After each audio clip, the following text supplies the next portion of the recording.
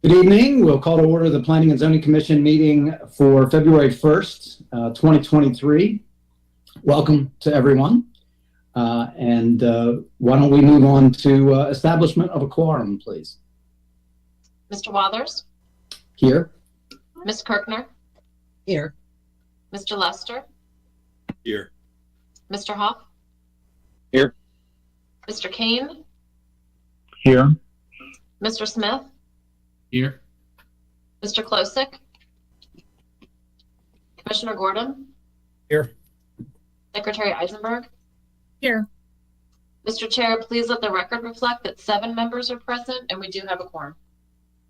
Thank you very much. Let's move on to item 3, which is Pledge of Allegiance. Please stand for the pledge.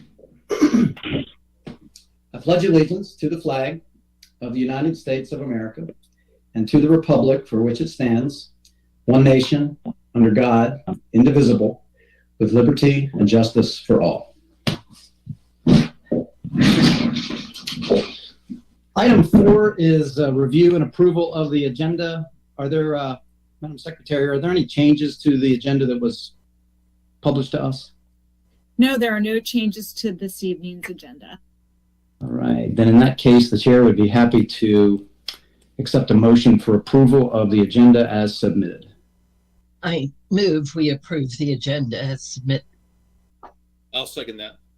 All right, we have a motion and a second. All in favor, say aye. Aye. Aye. Aye. Aye. Anyone opposed or abstaining? Looks like the agenda stands approved. Thank you. Item 5, administrative report. Madam Secretary. So not too much for this evening. So as you see on tonight's agenda, item 7 is planned road connections and the development review process. What we're going to be bringing to you over the next several meetings are little educational pieces that will help you as the Planning Commission make decisions on projects moving forward, just so you have insight and information on what the process is and how these work. You'll see transportation impact studies are coming up at our next meeting as well. So just expect little things like this through our work sessions throughout the year to kind of get you informed and educated. So that's all I have for you this evening. Very good, thank you. Then we'll move on to item 6, which is the Transportation Master Plan, Chapter 6, Planned Major Streets. And I think you mailed to us, at least I got a copy of what was introduced to us at the last meeting. Yeah. So.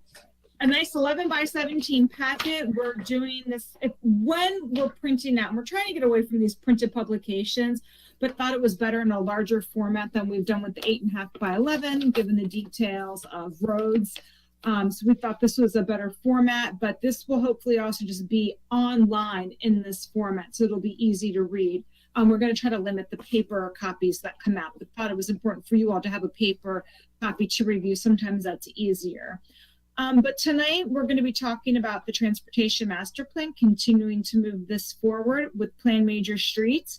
And then after that, this is a good introduction to the Plan Road Connections, which are part of our Plan Major Streets and how they move through the development review process. So with that, I'm going to pass it over to Mary and Claire Stewart, who will be presenting to you this element this evening. Thank you. Thank you, Linda. If Claire could have control room, if she could share her screen. All right, good evening. Can you guys see that? Yes. Okay, perfect. And I believe this is going to be best seen on a laptop. So if you're using your iPad, this is going to be a little difficult, but everything that we'll be talking about is in that hard copy that we sent out. It'll just be a little bit in a different order because we've chosen to go through this chapter, the Planned Major Streets or Planned Roadway Projects, geographic area by geographic area. So what we anticipate is probably over the next 5 meetings covering all the areas, depending on how the rest of your agenda looks.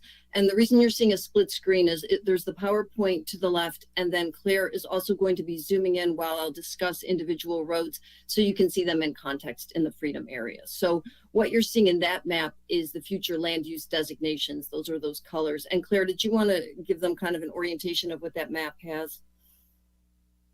Sure. Yep. So, right, Mary said this is the Freedom 2018 future land use from the Freedom Plan. This bluish, purplish line designates the Sykesville corporate limits.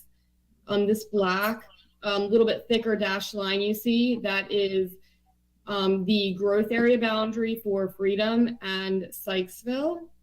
And then these fluorescent blue lines that are a bit hard to see are the planned major roadways that Mary's going to be going through. So I'll be zooming in and out interactively as she goes through the roads.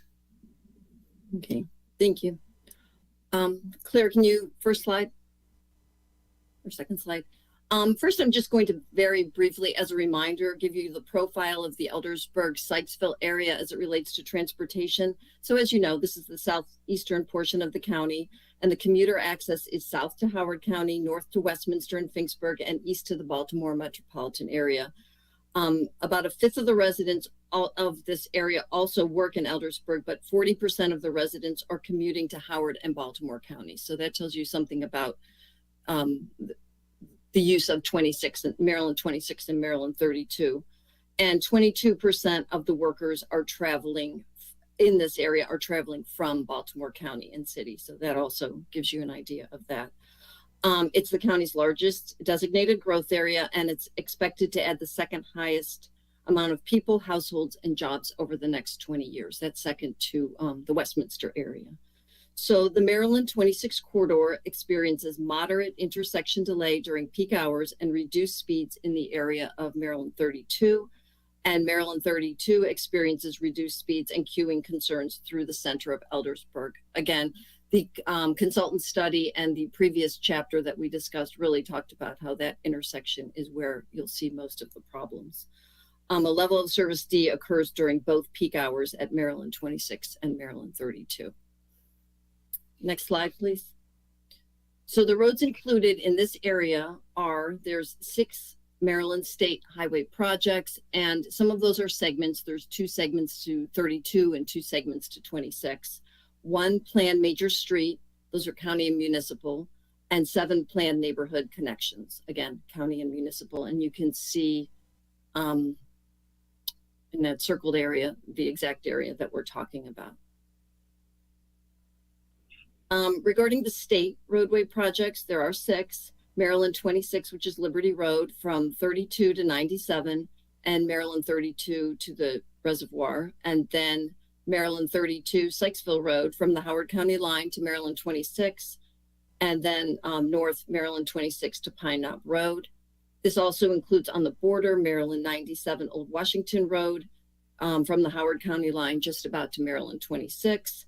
And the last project is a Maryland 851, the Main Street in Sykesville, and that is a streetscape project that you're probably familiar with because it's been in our priority letter and we've discussed it a number of times.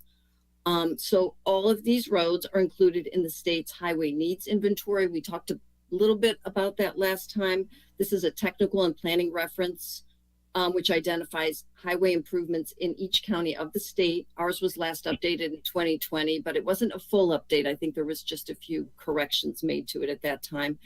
It's important to note about the HNI, the Highway Needs Inventory, is that it's completely unconstrained and there's no time frame to it. So it's the ultimate needs, and there is no commitment to any funding or anything when it is included in the HNI. So you'll see many, as we go through these, you'll see many projects that aren't on the horizon that are in the HNI. Next slide, please. Hold on 1 second. I'm having trouble flipping it. It might be because I turned this on.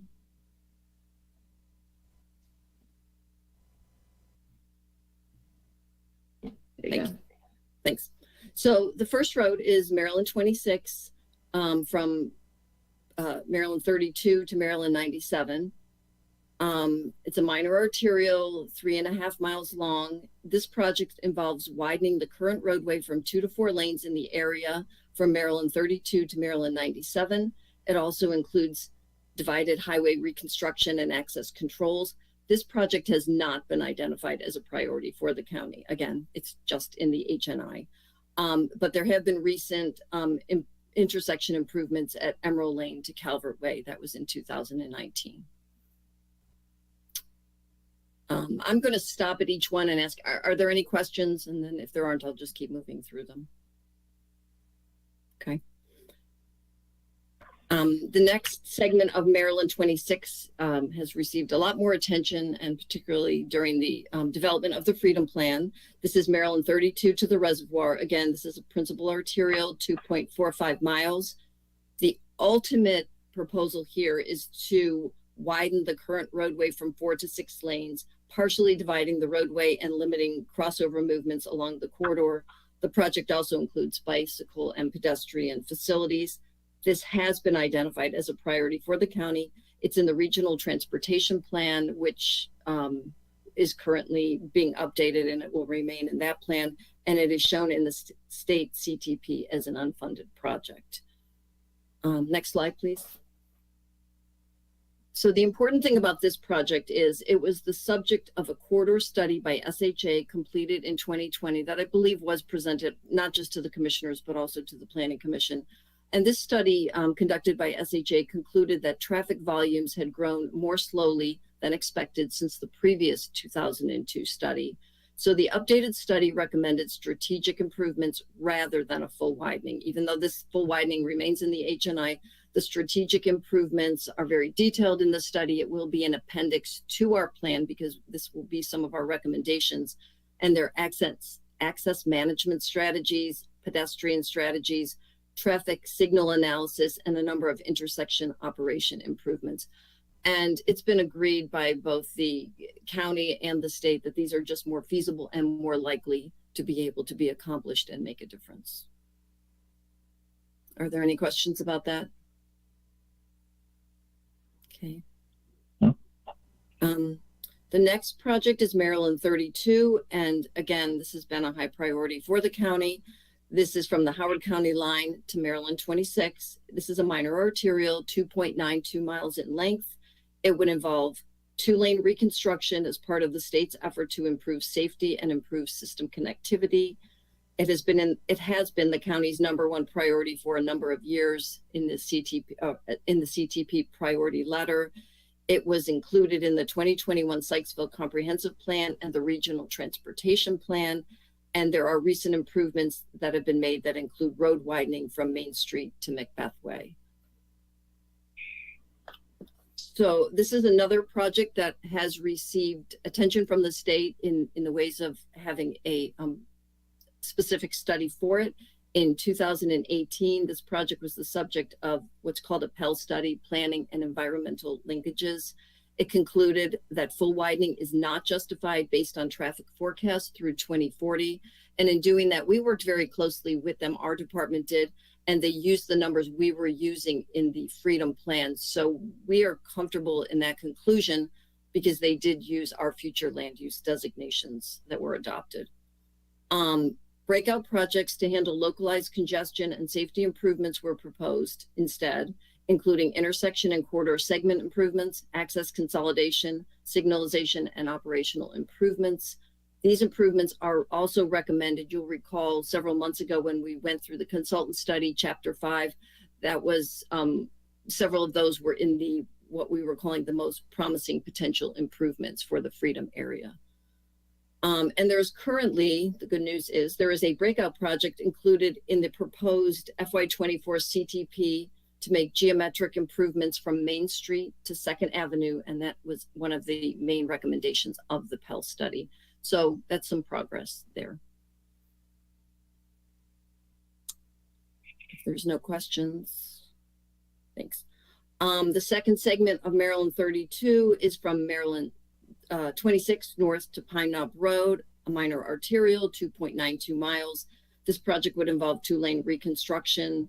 This project has not been identified as a county priority. However, the state did recently complete intersection improvements at Maryland 32 at Bennett Road and Johnsville Road.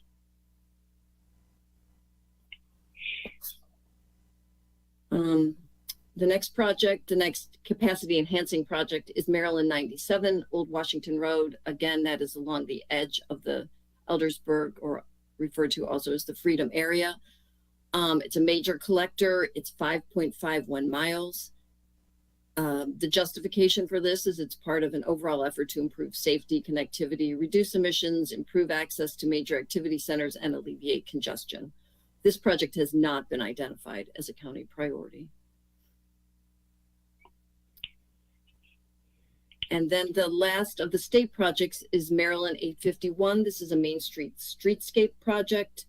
This is Sykesville's Main Street, Springfield Avenue, from Cooper Drive to South Branch of the Patapsco River. It's considered an urban reconstruction. It will help restore the town's historic Main Street to an attractive and pedestrian-friendly urban local roadway. And it will involve roadway reconstruction and improvements to pedestrian and bicycle facilities, as well as inclusion of streetscape amenities. So currently, drainage improvements are included in the state CTP. That's what would have to occur first, and the design is underway. It is included also in the regional transportation plan, and it has been given a high priority by the county. I think some of the delay in this has had to do with the stormwater and the drainage improvements. And Linda, correct me if I'm wrong, but I believe when this one is completed and New Windsor is completed, all the towns will have had a urban reconstruction project. Yes, completed. they will have had some type of Main Street streetscape at this point in time. Okay, if there's no questions, then I'll move on to the Plan Major Streets and Plan Neighborhood Connections. There is one Plan Major Street, 7 neighborhood connections. Again, I think we talked a little about this last time. It's a little hard to discern what qualifies as a Plan Major Street and a neighborhood connection. But basically, I believe it's the size of the overall area that it's targeting and making the improvement for. So all of these 8 are consistent with the recently adopted 2018 Freedom Community Comprehensive Plan. So really, there wasn't a lot to decide here. When we went through some of the other areas, it had been a long time since we reviewed these, but these were just so recently reviewed and discussed. Mr. Wathers would remember some of these were discussed for a very long time at many meetings. So the first the only Plan Major Street is Georgetown Boulevard Extended. This is from Georgetown Boulevard. It is from 26 to Progress Way. It's a minor collector. It's almost half a mile in length. The importance of it is it will provide redundancy in the network, improve access, connectivity, and circulation in the center of the Freedom area, where there's going to be and is commercial and residential development. This was another one that was recommended several months ago in Chapter 5 as a most promising potential improvement. And it was identified in the Freedom Plan as a high priority when they were prioritized. And it's included in the adopted FY23 and proposed FY24 CIP. So this is quite a priority for the county. Are there any questions about this one? Okay, I'm going to move on to the Planned Neighborhood Connections. First one is Arrington Road realignment. This is 0.74 miles. It's a minor collector. It will eliminate sharp curves in the road, improving the geometry of the roadway for both through traffic and local roads. And it's important that a portion of this road will be constructed by the developer of Freedom's grant. This is not currently in the CIP, however. The next road is Century Road. This is a new road that came about during the development of the Freedom Plan. You can see where Claire has her cursor. It's in the middle of what was recently designated the new employment campus. It is half a mile. As I said, it was just added in 2018. It provides a necessary connection through the newly designated employment campus and creates an opportunity for local traffic to avoid the Maryland 26 and 32 corridors, which is extremely important. Next slide, please. The next one is Dickinson Road Extended.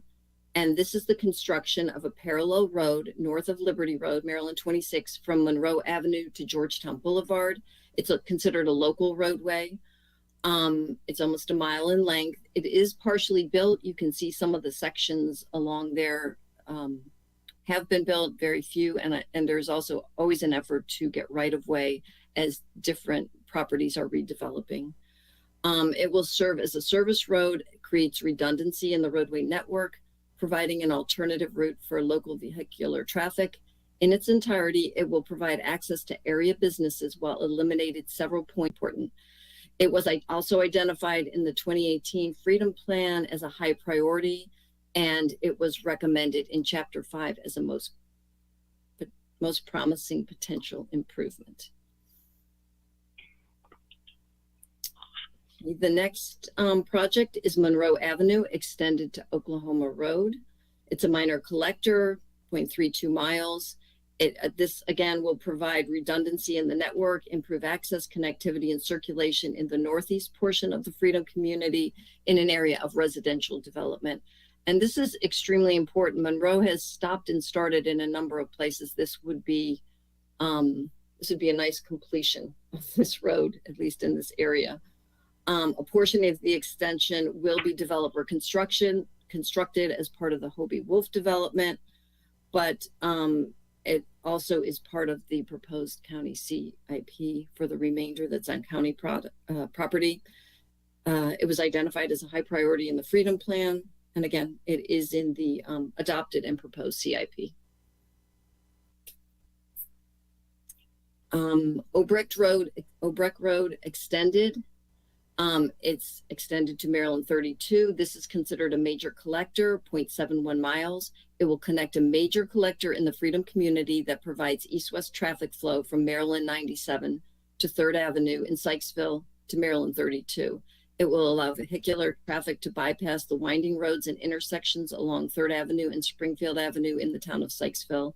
But in this case, the exact alignment has yet to be evaluated. So again, we talked about a little bit on the 17th when we were talking in general about planned major streets. These are planning level alignments.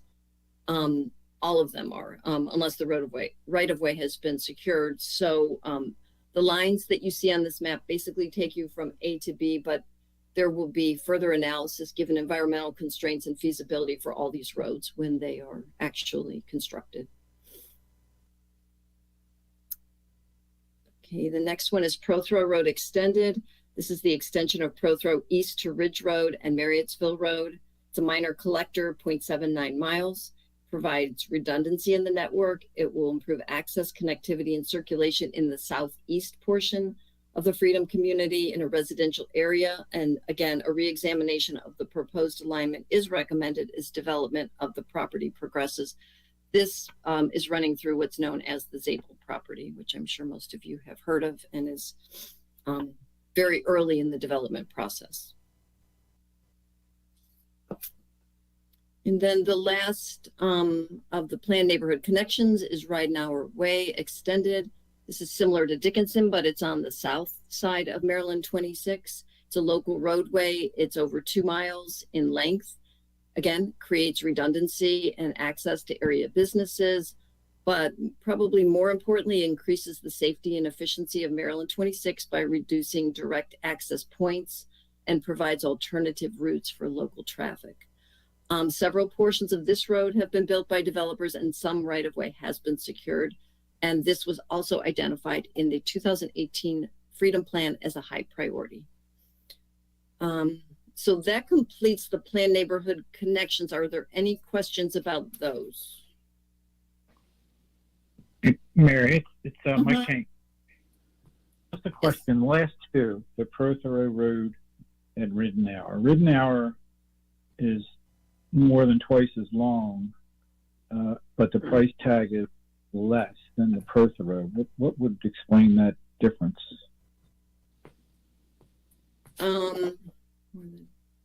Because there's a property involved.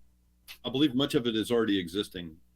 Yes, much of it is. I'm sorry, I wasn't focusing on the costs of those. I didn't have that in here. My guess is a lot of, and I could look into it.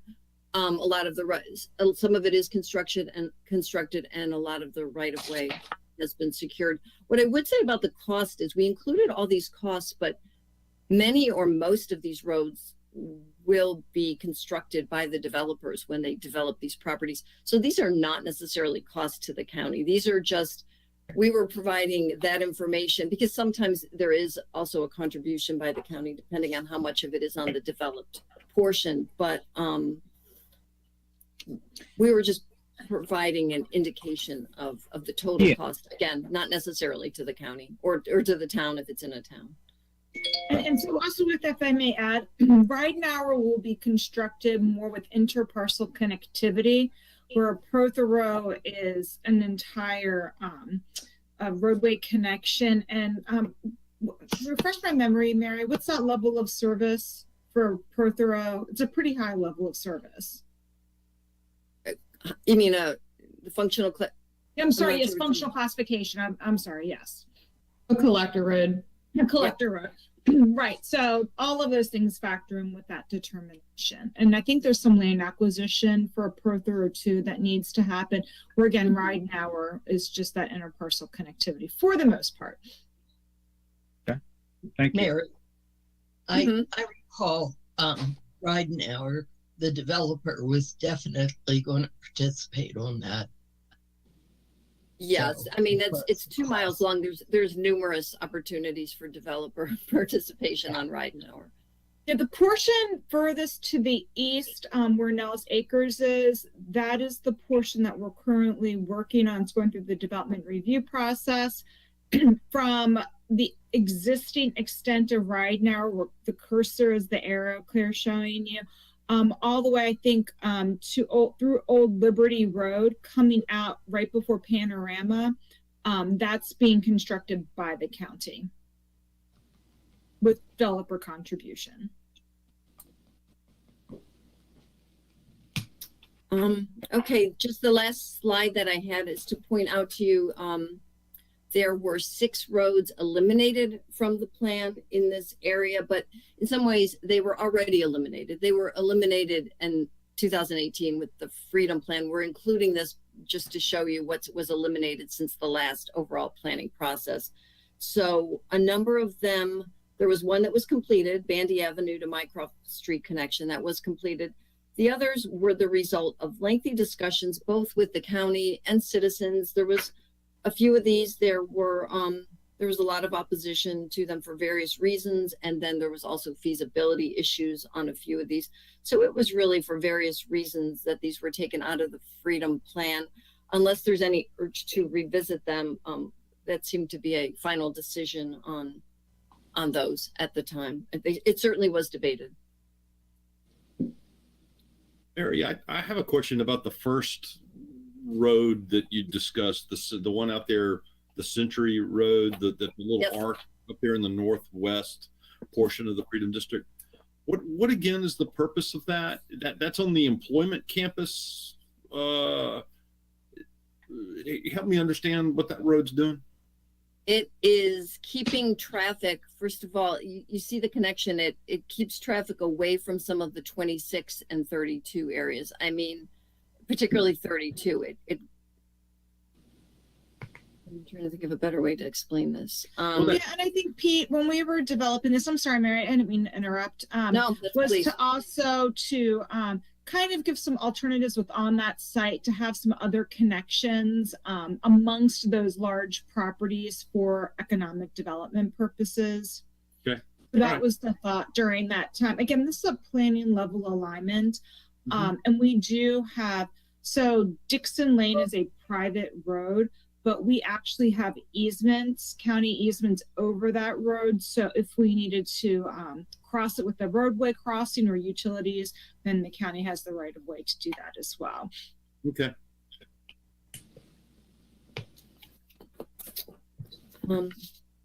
Okay, if there's no further questions, that's all we had to discuss tonight regarding this area. We will probably at the next meeting be talking to you about the Finksburg roads as well as the Mount Airy roads, and we'll just keep moving through over the next 4 or 5 meetings in this way, if that's okay with you. Yeah, that sounds that sounds good. Does anybody have any questions for Mary or Claire? Very good. Well, good presentation, very understandable. And Claire, nice job with the cursor there, helping us to follow along with Mary's presentation. Honestly, that helped a lot. So thank you. Good. Well, then we'll move on to item 7, which is planned road connections and the development process. And I think Laura's going to take us through that. At least her name is written next to that item on my agenda. Hi, Laura.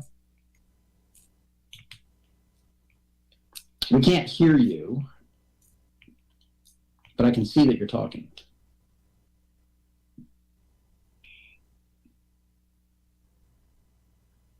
Still can't hear you, Laura. Maybe go and try your gear wheel and check for your setting.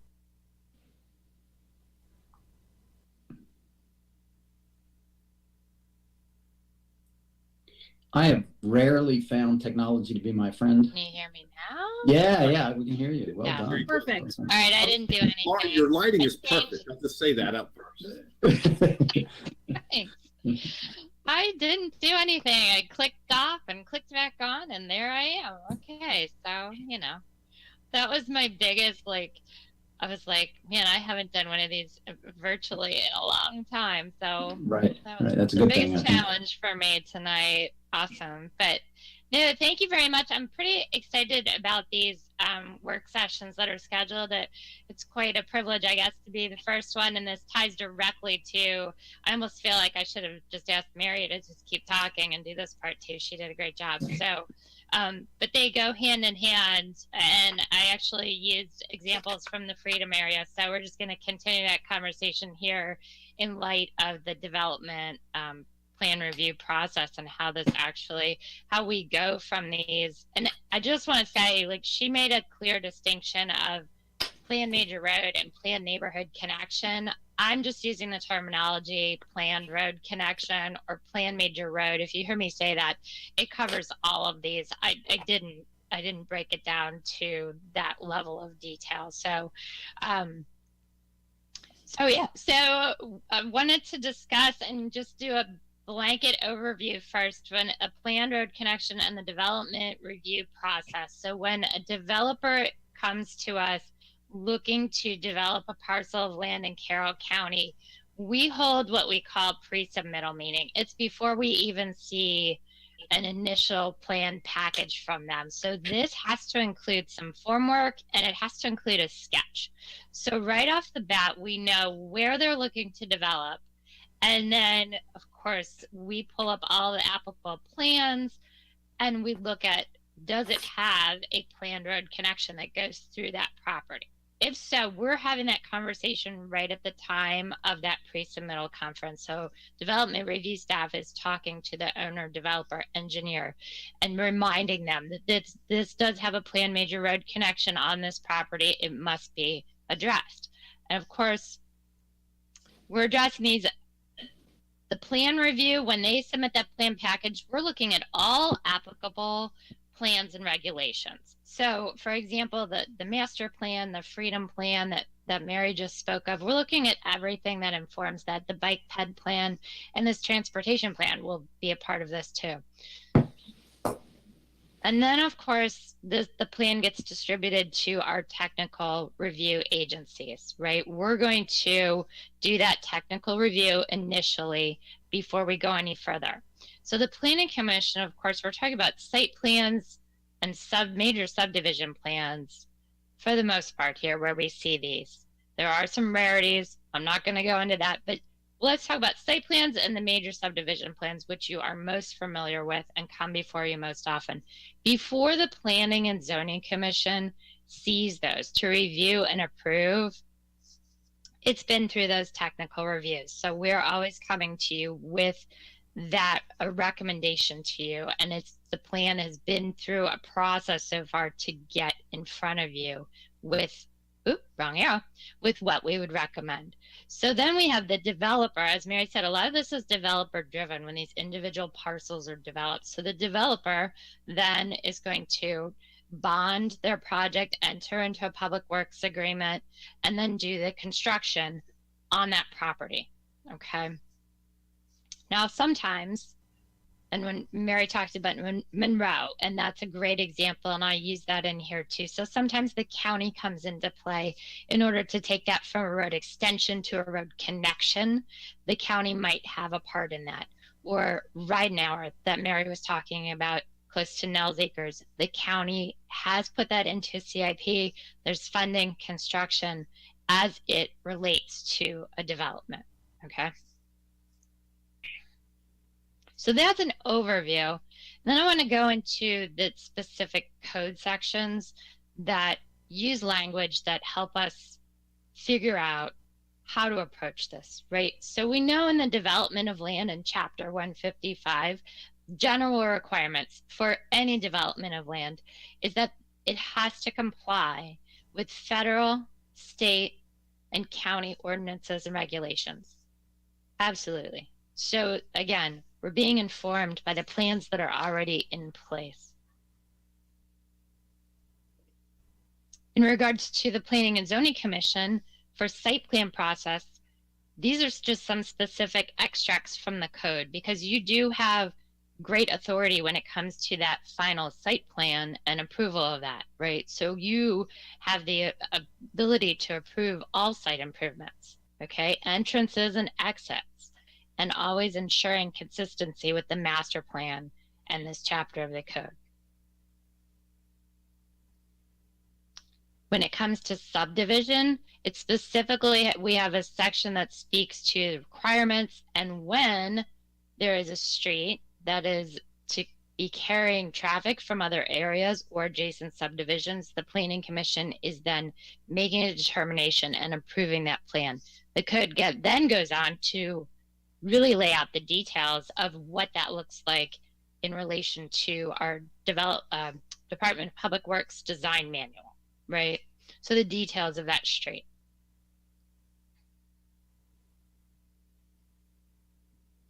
And then as well, all subdivisions. So you are looking at location of public facilities as shown on the master plan, and all subdivisions have to conform and address that. And then even bigger, broader, the Annotated Code of Maryland. Specifically, if there is a public project planned, a street, the Planning Commission, it can't move forward. It can't be constructed or authorized until the Planning Commission has approved the location, character, and extent of the development as consistent with the plan. So these are all of the regulations, the plans in place that we are leaning into when we do the review and we bring things before you to make your determinations. And a reminder again, the technical review process, the Bureau of Development Review, our review coordinators are actually, that's their title, Development Review Coordinator. And I've always said that is not a glamorous title, but it is very specific to what we do. There is so much coordination of collecting all of the comments from agencies and really making sure, if we have a lot of internal meetings as well. And in regards to plan major roads, that's going to be primarily Department of Public Works, Department of Land and Resource Management, and the Department of Planning. So those are the three that we are usually working together through. What does this look like? How does this manifest on the plan? Additionally, all of these agencies, and I have plus or minus in there because, as you know, maybe state highway is involved in a plan review. Maybe it has nothing to do. It's not on a state highway. They're not involved in the review. Same for a municipality. If it's within a mile of the municipality, we do send them a copy of that plan for review. So approximately 20 review agencies. And if the Department of Public Safety has something specifically to weigh in with a road connection that's happening, as in many cases, it's advantageous when you connect that road for fire and emergency services to quickly access properties. Or even the Board of Education, think bus routes, right? So any agency that has inputted into their review, or if they haven't, we ask them, you know, should we be bringing this to the Planning Commission as an important factor in this? So that all of that technical review comes together and it comes before the Planning Commission. So, as I said, I used the Freedom area to draw some examples from, which is perfect. Thank you, Mary, for the intro. And I used the same map. I don't know, hers look better. I don't know why. But so you see the alignments, right, on the map, but those haven't been designed. So we have to look at those alignments, where they are, and then turn them into reality. And the extracts, I think, from the Freedom Plan here really speak to why. These are big picture visions for connectivity for communities. So although we are coming to you with a specific site and the development of that site, that's a piece in the puzzle, the bigger vision puzzle.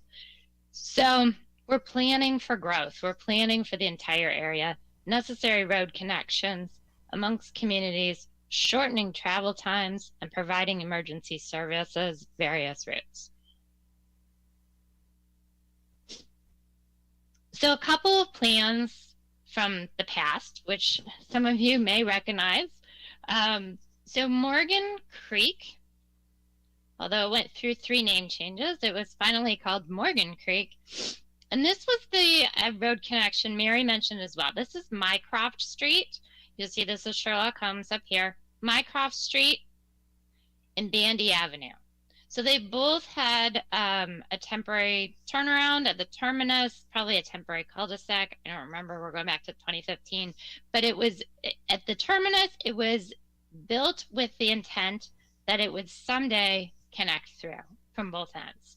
So when this plan came in, it was immediately part of the plan. It was recognized on the Freedom Plan as a connection, and the engineer included that in the plans. So when it came before you, that was part of it.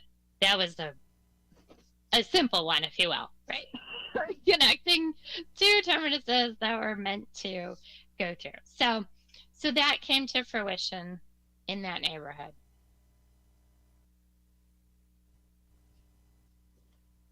My second example is every one of these is unique. And I say that because really, as we've mentioned, developers are coming in with a property and we are responding to the best case scenario to address the road, the alignment.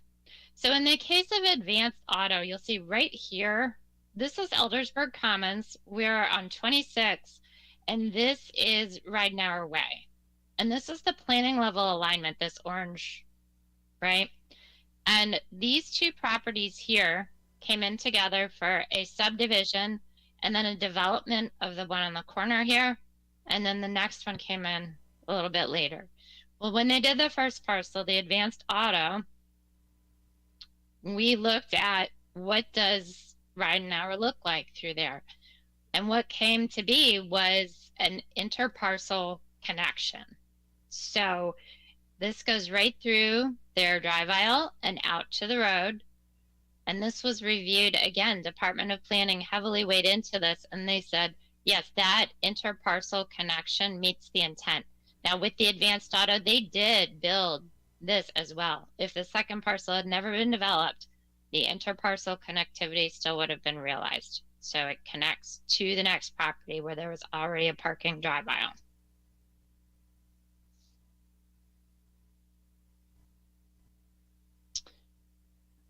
The next example, you also saw this quite recently. This was in 2020, the Liberty Road Car Wash. So again, we're on the south side of Liberty Road. This is Ridenhour Way.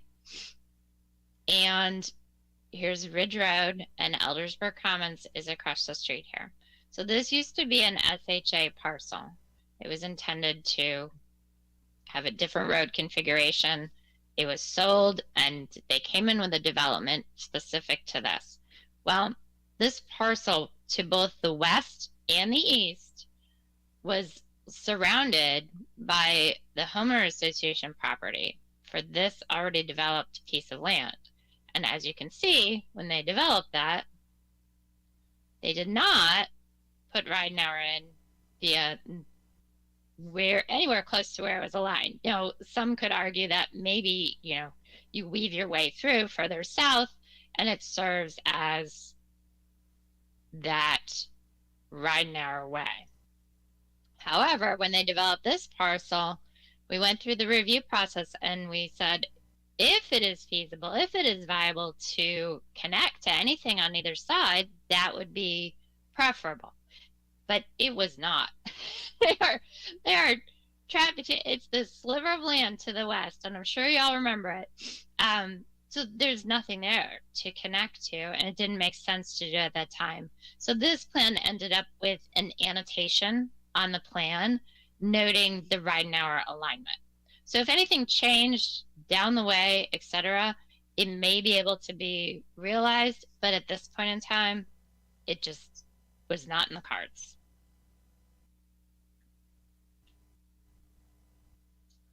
All right, and then 2 examples that Mary spoke of already that are active plans in process.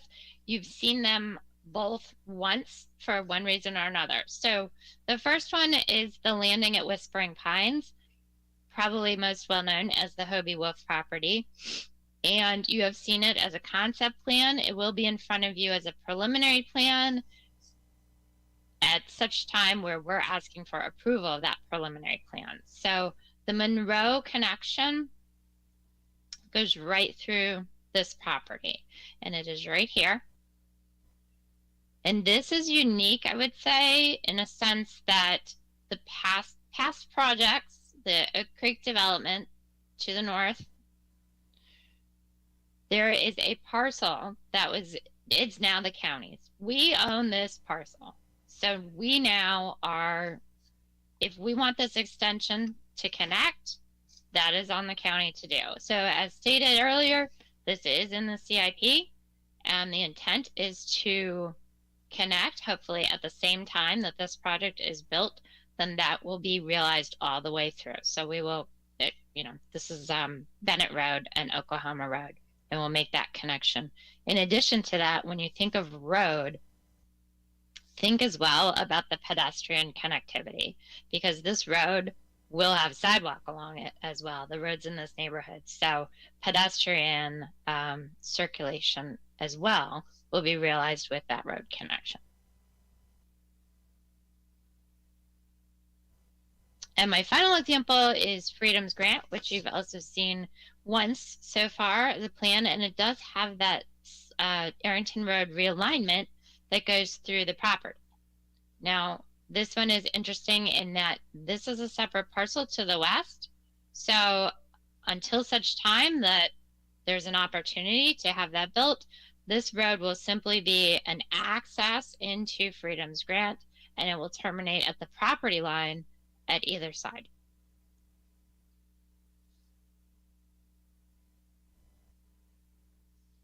And this is the road that was built through the Morgan Creek subdivision, where it's Mycroft on one side and Bandy on the other, and that connection that was made. So that's it. I hope that all makes sense. Please, if you have any questions, happy to entertain. Does anybody have any questions for Laura? The one thing I wanted to raise, Laura or Linda, and I'd raised this, I think, before, we'd gotten this correspondence from Dave Bowersox on the Zabel property, and I don't want to talk about that property in particular, but really it was a process issue that ties in with, I think, tonight's conversation, which has to do with the overview of the process. And I know in the letter, and again, I don't mean this to be necessarily specific to this property, but really to the process, he was asking about, his client believes that because of the way the density is set up on the particular property, the Freedom Comprehensive Plan that we put together shows a much more dense property. The outgoing commissioners at the time overrode that and ended up with a much less dense property. And the process seems to require that a concept plan be put together showing this Prothero Road going through the property at half the density that we as the planning commission had anticipated.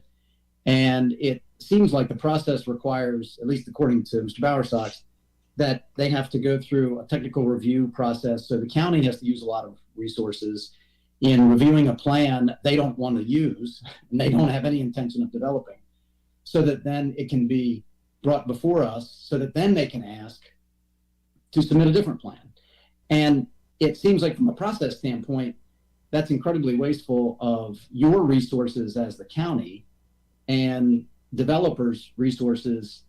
And I'm wondering if there isn't, and I'm sure it's more complicated than I understand, but is there a way where this kind of a process issue comes up, it can be brought, I guess, to us or whomever sooner for an evaluation of whether the process should be or can be altered to have this issue around, in this case, the connectivity issue, decided sooner rather than later? Does that make sense? Does my question make sense? Again, it's a process question. So Laura, do you mind if I just take the first part and then I'll give you to the process part? So, so with this particular piece of property, not to get into details of this property in general, but many of our roads have been planned since the first plan in 1977 for the Freedom area specifically. Why decisions were made over the years that some roads had to be built. I think Laura gave a good example of Ridenhour, where parts of it we actually are constructing, other parts completely ignored. And so, you know, since I've been a part of this planning commission over the last 10 years, we've really now tried to stick to where it makes the most sense, keeping those roads moving forward. So when that particular segment was considered, that was in a prior plan where it was just R40,000. So it even predated the R20 zoning designation. And it was more in terms of connectivity in the southern part to more of a northern route in the south portion of the Freedom area. So that was really a connectivity issue and had some to do with densities, but densities of the entire area, and thinking long range, what will traffic be like? What will conveyance be like? And that's like one of the tricky things with these plans, right? Is we're looking at our crystal ball.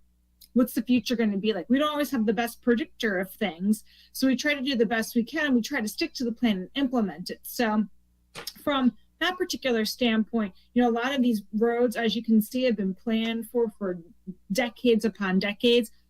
We've done a lot of them. The developers have done a lot of them. And so all we can do is just continue to move forward in that vein. But Laura will talk to you about the process and why plans are required to reach a certain level of threshold of completion prior to even making decisions from a planning commission level.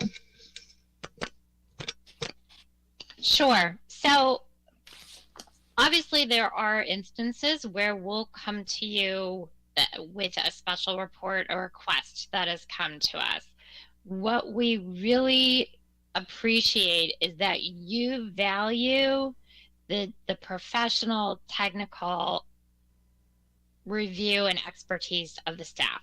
And we know that you are looking to us for any suggestions, feedback, comments, right? Our recommendations to you. That's an important part.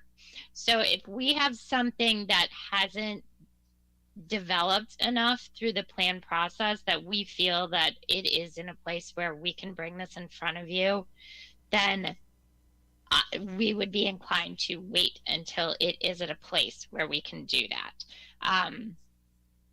I hope that makes sense. That is our best, and we use judgment all the time. Like, I feel like that should be my title more so, is just like decision maker, because I feel like that's what you do. You have to assess and reassess and make that decision as to when. We can even take that straight to, you know, a concept plan. Like, we don't bring a concept plan in front of you until we feel that the design is settled enough in a place where when you see a final plan, you're going to recognize that concept plan. You have to, right? It also gives you the ability, if a plan is that well settled, I'm going to call it, shaken into place, right? Solidified, then it gives you the ability to forward that authority of the final approval to the chair, which is advantageous for the developer as well as for you all too. So I think that we really make these decisions on a case by case basis and really look to present you with the most advanced plan. Does that make sense? I hope Yeah, that it answers does. your question. It does. The one thing, and I know you've heard us talk about it as a commission, is we try to. First of all, let me back up. I totally agree, completely agree, 100%, that the technical review and other reviews that you do are incredibly important to us, and we rely on you extensively, completely for that. And the reports that you give us are incredibly important. We don't have the expertise. None of us has the expertise to do any of that. Our role is very different. So my question is very much related to process, not technical review.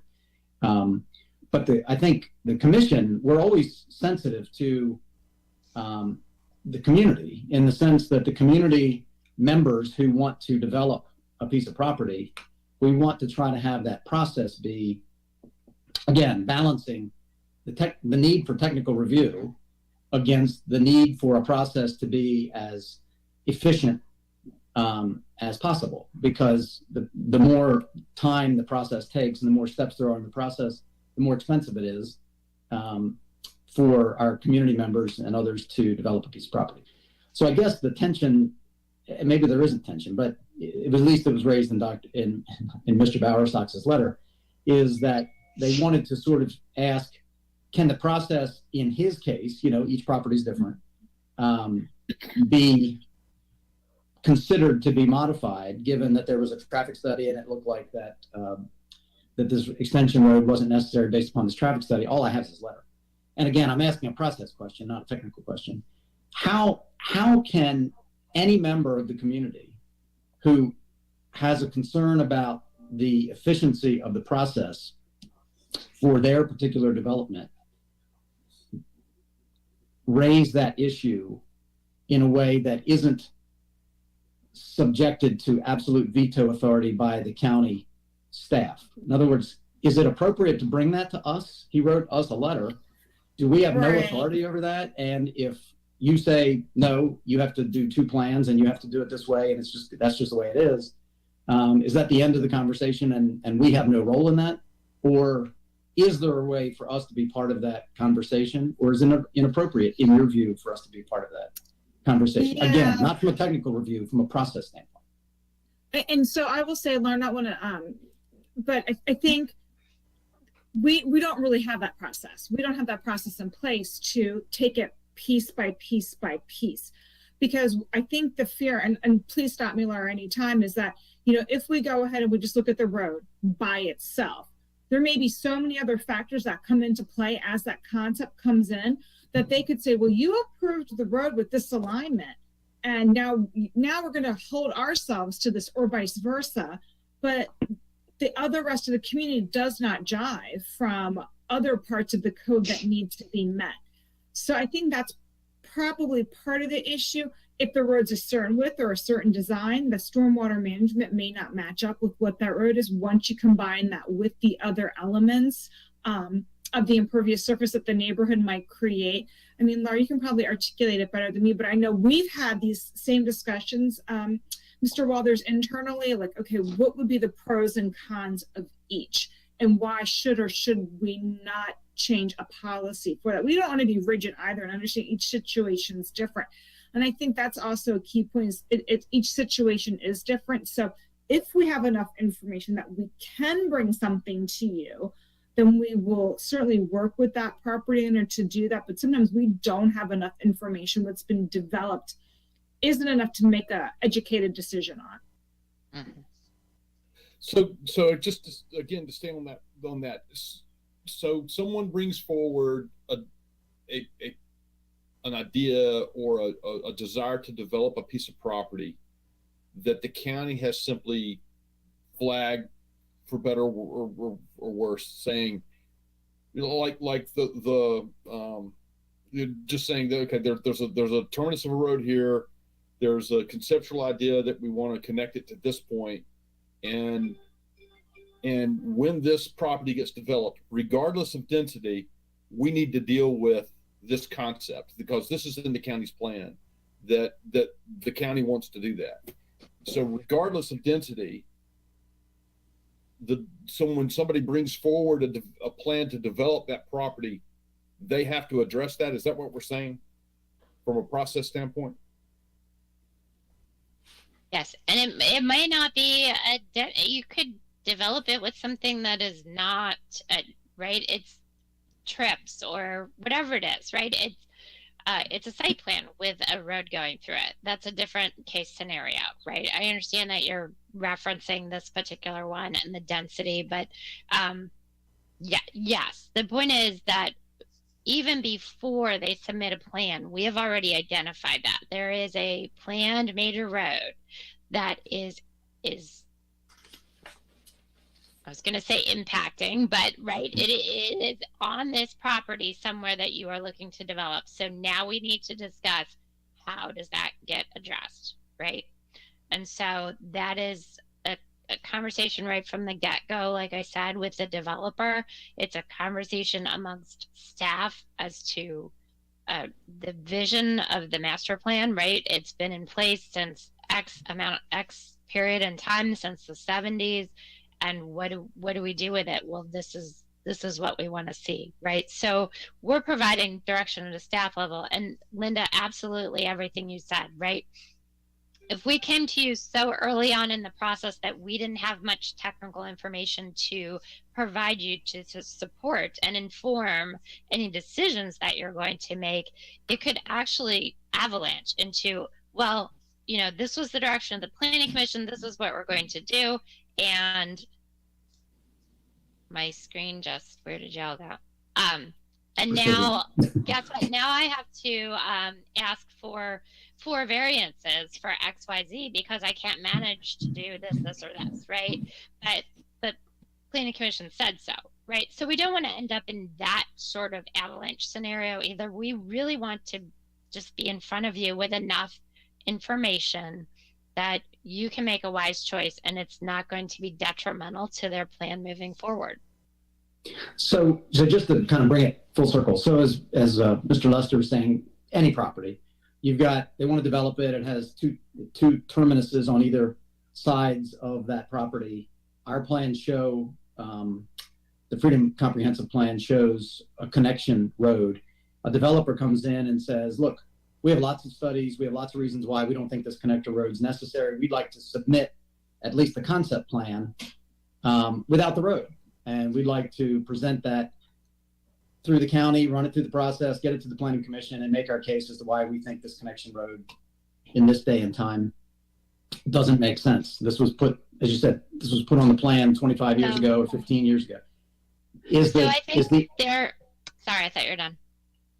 So my question really is, from a process standpoint, the county says, I think the county says, no, we're not going to allow that concept plan. You bring a concept plan, your development will show this connection. It's going to be engineered, and that's all there is. Now, after you do that, then you can bring another plan without it and make your case then. Is that the way it works? Or they can never make a case that they're not going to connect? No, so they can make a How case. does that work? So that is exactly the point. Right. So there's two things. We don't want them to bring it separate and to make a determination about one aspect of a plan separate from the plan in its entirety. Okay. So that's something we prefer not to do, don't want to go down that road. However, what you're saying, No pun intended. they can come forward and process a plan. And if they feel they want to roll the dice, they being the developer, and say, you know what, we don't want to really acknowledge this. We're going to leave in Planning Commission's hands. You, the Planning Commission, do have that latitude to say either we're good, we don't want to see it at all. We're good that you can just show it on the plan as a paper road and something that may or may not happen in the future, but you're going to reserve right of way, acknowledge that this could happen at some potential time, or you can say, you know what, no, you need to build it to your property line. So you do have that ability to either disapprove it, to approve it without the road, or some other modification. Does that answer your question? But they need to come through the process, and that's what we're saying. You got to run the process through. So they can submit a concept plan without the road if they want to take the chance. PRC, and our comments would be like, you got to bring that forward. They could submit it to Planning Commission. Now, here's where it gets a little sticky, is consistency with the master plans, and that is in the land use article. So your job as Planning Commission, everything comes back to consistency with that master plan. That's Sure, just right. those are the rules of engagement that we have to abide by. So you would have to say why that road not being shown or acknowledged is consistent or is not contrary to the plan. And I will tell you, and we'll get into this at another point in time, but there is some legislation under this General Assembly that's dropping specifically for priority funding areas, that the Planning Commission not only is the consistency to not be contrary, but must further the plan. So issues like this become trickier when there is something as black and white as a road being there or not being there and furthering the plan. You can say not having the road isn't contrary to the plan, but you're not furthering the plan, because the idea is that this is the plan that we've contemplated for the area. You know, the Board of County Commissioners have blessed and approved that. That's their plan. That's a legislative action that they take.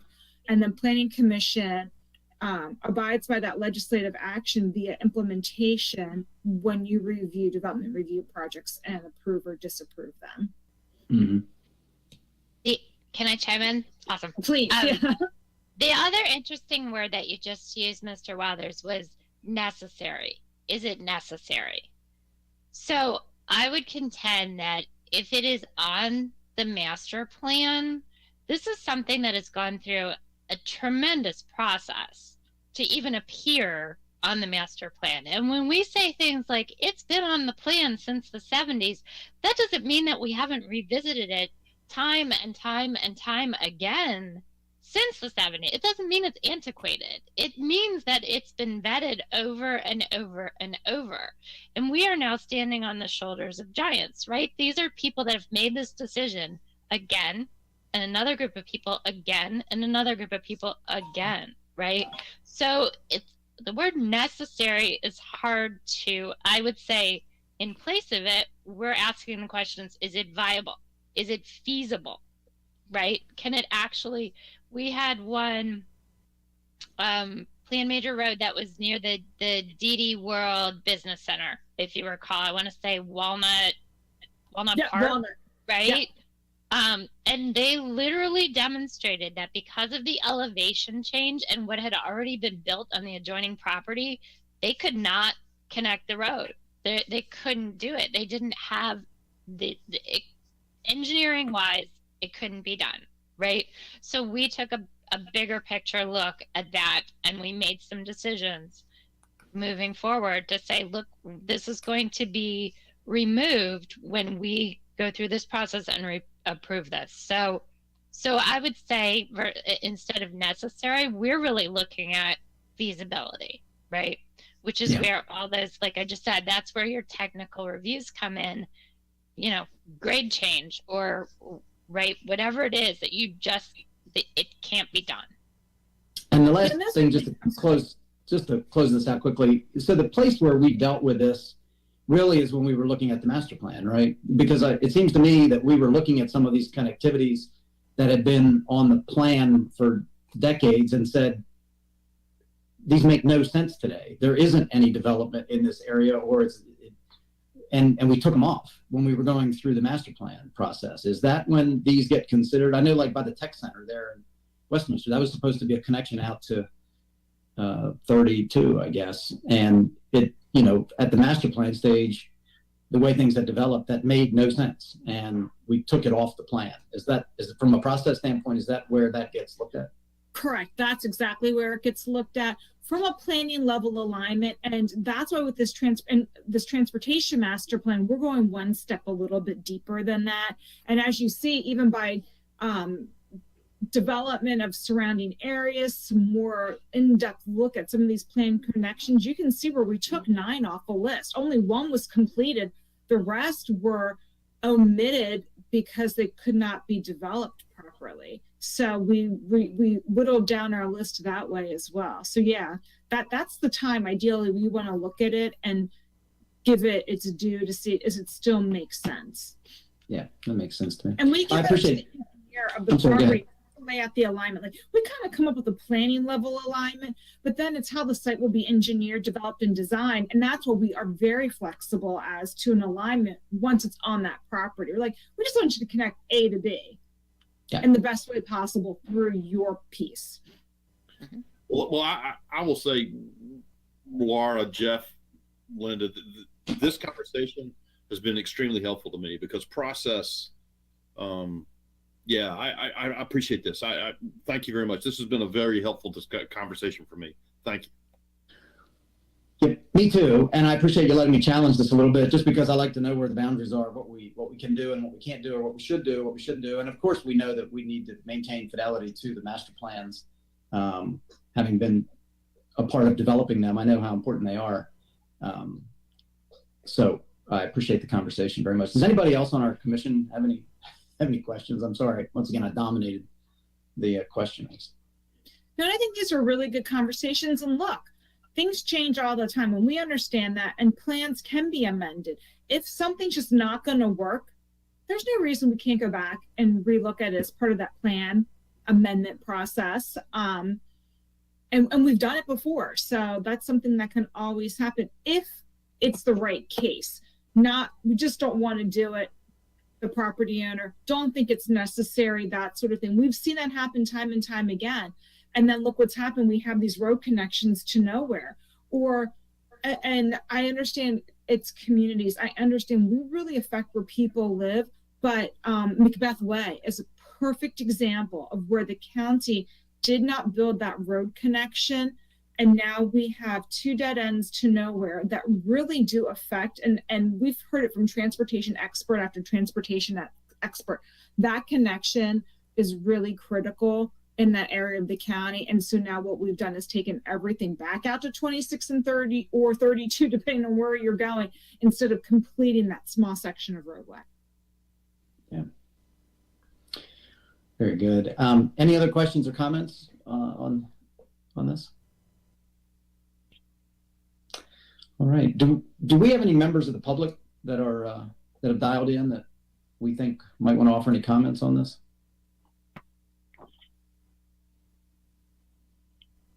Nope, I'm not seeing anyone on the line this evening. So I think Well, I want the record to reflect that I asked for public comment without being nudged by Janice. Or do not have to tell you. My very able and capable vice chair always helps me with that. So, all right. Well, with that, then I guess we're on to item 9, which is adjournment. Is there a motion that we adjourn? I move we adjourn. Is there a second? Second. All right. All in favor? Aye. Aye. Anyone opposed or abstaining? We stand adjourned. Thank you all very, very much. Good discussion. Good Thank night. you. Thank you so much.